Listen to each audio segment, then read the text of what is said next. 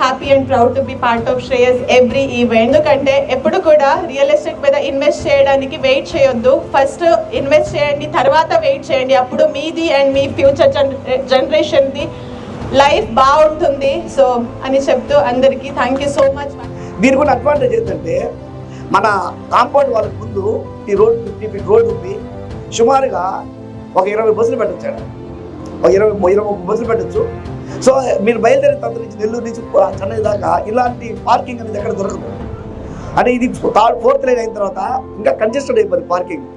So parking ఉన్న వాళ్ళకే business ఉంటుంది. పేరు కూడా పార్క్ వే అవెన్యూ అని పేరు పెట్టాం దీనికి.